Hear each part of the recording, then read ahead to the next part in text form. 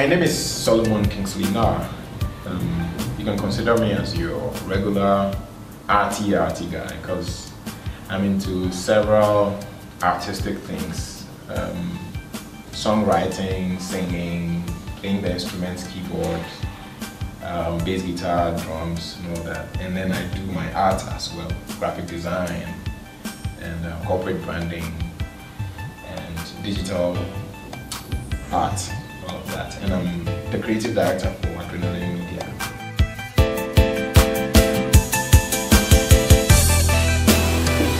Being a creative director or being a graphic designer, you are more or less an engineer who is structuring out information, because we are told we live in an information era or an information age, and this calls for engineers or somebody who would structure out information for people to read or for people to tap into. So for instance, if you take your Facebook page, somebody sat down and designed the layout so that you have an easier interaction with the page and enjoy it the way you would. If it had been a different graphic designer, probably Facebook would look different. So the role of a graphic designer, or what a graphic designer does or an artist does, is tremendous, and it's basically putting information together in a very cohesive way. And also, once said information is structured out, it has to be visually appealing, and that is the work of a graphic designer. They serve you eye candy so that whatever you're looking at, is inviting enough and is drawing you in to get more of the information you're interacting with.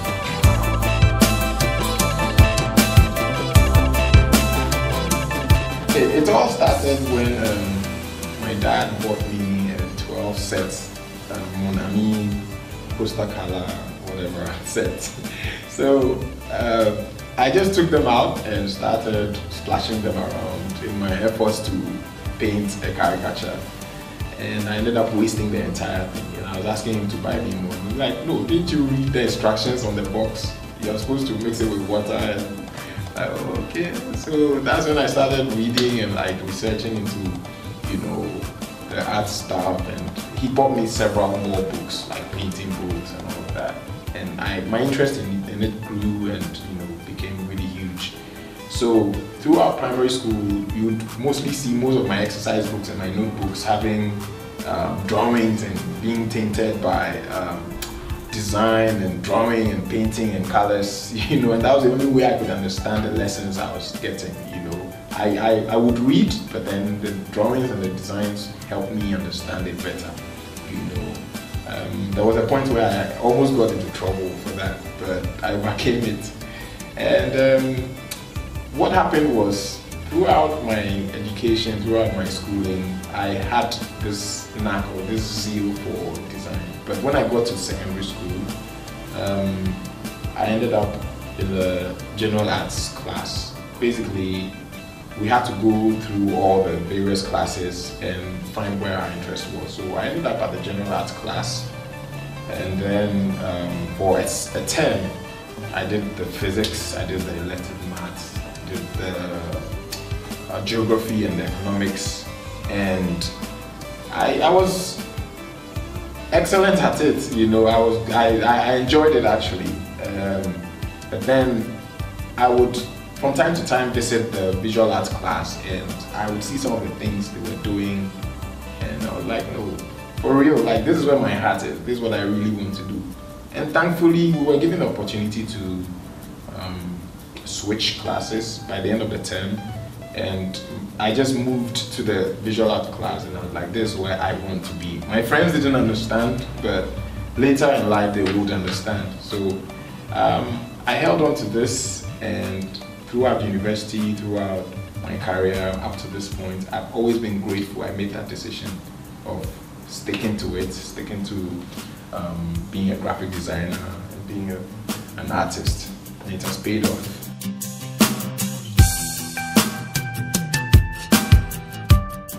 Okay, basically, innovation and creativity are like the spine or the brain or the circulatory system or the soul of design. Like, you can't do without these two things. If you have a blank page before you need to design something or put something together, you can't start without, you know, as it were, getting into character and being, you know, in that creative zone, you know, or in that creative space. You need it from the get-go, and it's very, very crucial. It's very, very essential.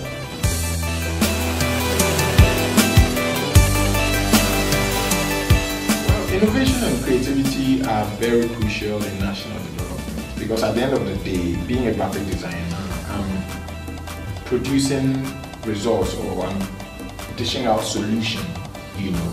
So if, for instance, I were president and I wasn't innovative, I wasn't creative, then what's my use, you know? So I just believe it's so important that our ministers, our heads of states, our DCs, our MPs, and even our assembly members start thinking outside the box and getting innovative with solutions. You know, not the same old things that we've experienced throughout the 90s, throughout the last decade, even in this new decade. Like, we can't keep going over the same things. These are the things that are keeping us as a country where we are. People are not being innovative. Our ministers are not being innovative. They are not thinking of solutions, long-lasting solutions, you know.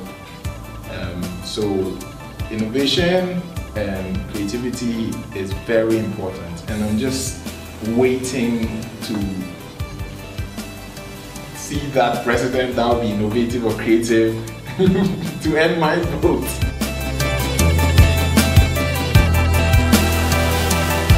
So I have a worldwide approach to this. I have a worldwide scope to my network of creative friends. I have several forums I'm on.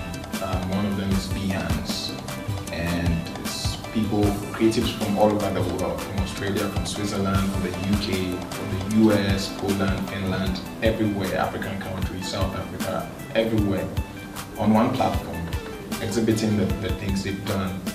And this challenges me like tremendously, you know. It always makes me understand that there is a bar and I can't fall short.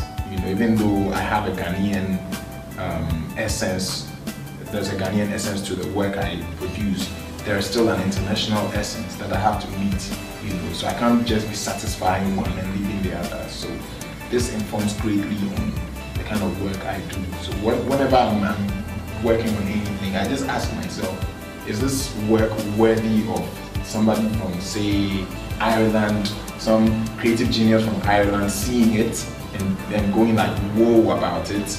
I ask that question first before I start. So it always challenges me, and it's amazing the results that have emanated from that.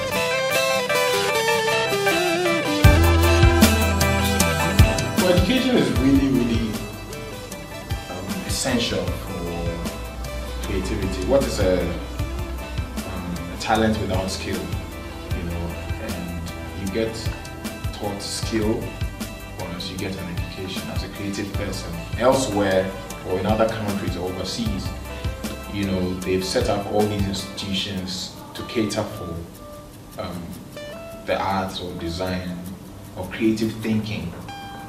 But in Ghana, you know, we've not really looked into that much, you know, and this is taking a huge toll on, you know, being creative or creative thinking, you know, in Ghana. So education is very important, but then since we are not given that much reverence to its role in creativity or innovation, it's, you know, resulting in a lot of mediocrity. And I can attest to this because lately there's an influx of several people in graphic design, in web design, and these same people back in the day weren't, let's say, visual art students or communication design students. They were regular you know, other subjects, students, and I just asked myself, what if we had made it more appealing? We made education in art or innovation or design more appealing, so that all these people who really wanted to pursue these courses, they could have pursued the courses, you know, and we would have a greater level of creativity these days. But because that is not in place, there's huge influx of mediocrity in the system.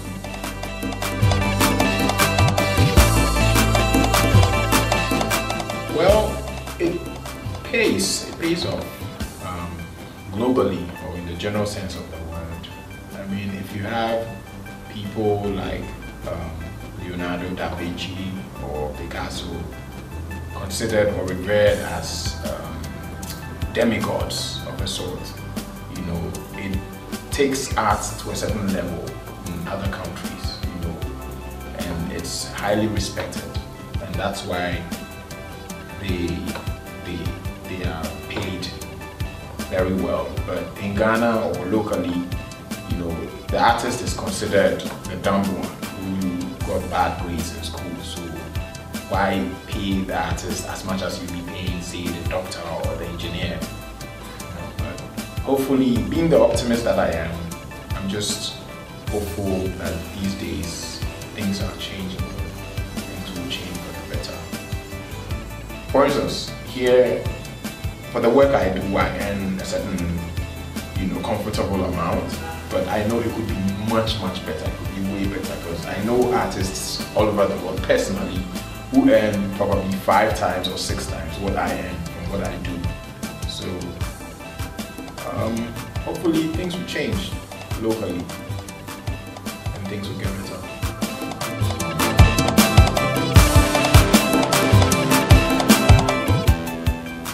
I would say the wallpaper designs,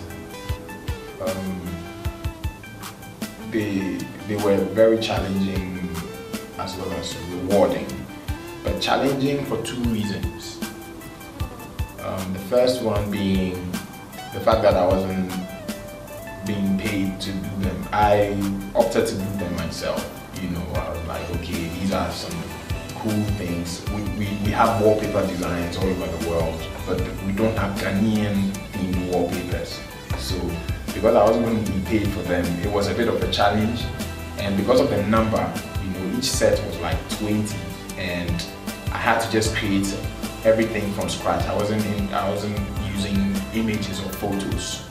You know, everything was straight from my thoughts to paper and to the screen. So it was a bit of a challenge. But then the blessing from that was the fact that I got to meet people through these same wallpapers. You know, people will see them on our website and they'll go like, oh, cool, like who did these? I've seen several of them used all over the world, you know, and I get people inboxing me and telling me how great they are. And so that was the most challenging project. And what made it interesting was the fact that I had them in 2 different batches or with different themes. You know, I had the typical Ghanaian wallpaper. How does it look like? A pot with red, gold, green bubbles coming out of it, or Intikuma dancing, or something, you know. And you could splash it on your screen, and you have your icons over it, and it was amazing, you know. And then the other concept or the other themes were the Christmas themes. What does a typical Ghanaian Christmas look like? You know, and it took me back to when I was a kid and the things we used to do for Christmas, you know, the hunting for the biggest balloon, you know, collecting palm leaves and building huts with it and all of that. So you can see them throughout the works and the wallpapers I've come up with, and it's really satisfying. It's really a blessing when I hear people go like, your stuff are amazing and I'm using them and I'm meeting people through this avenue. So So it's awesome.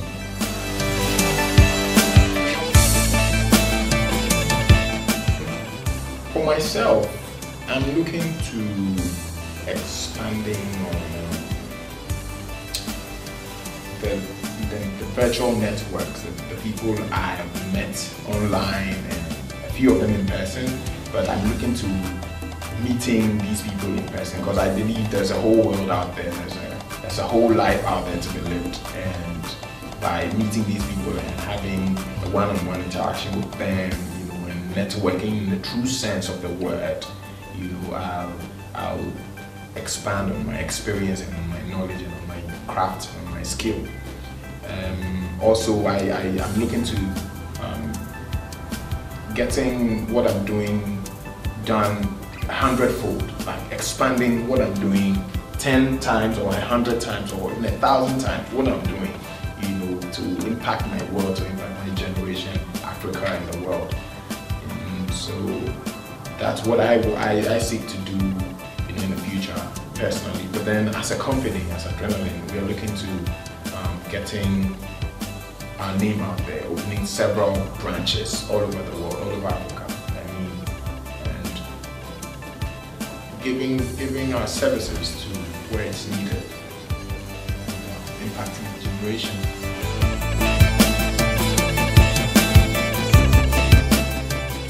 I'd say if you want to pursue this career, you need to do two things. You need to learn, and you need to do smart work and fantastic work all the time, you know. And by learning, I mean expand your scope, expand your horizon. I mean, life is bigger than just Ghana. You know, there's a whole world out there. I keep saying this. Expand your scope, expand your network base, and you get to meet people who challenge you to do your best. And it becomes like a vicious cycle. Once that happens, you realize that you need to always do a fantastic job, you need to do fantastic work all the time, and keep increasing and building on what you're doing, you know. And just don't do it for the money necessarily. I mean, we all need to live, we all need to survive and all of that, but if your main goal is to make money out of this job, you get frustrated. But always go for fantastic work. I was coming here earlier and I was thinking about this. I was like, what is the most fantastic work I can ever do? And that's my motivation. That should be your motivation as well. You need to keep asking yourself, what is the most outstanding or the most fascinating or fantastic work I can ever do? You know? And once you have this goal or you have this target ahead of you, look, the rewards are going to come, the recognition is going to come, people are going to notice you. So just keep that as the focal point, not necessarily money. You will make money out of that, but that shouldn't be your focus. So what is the most fantastic work you can do? Keep learning, keep working smart.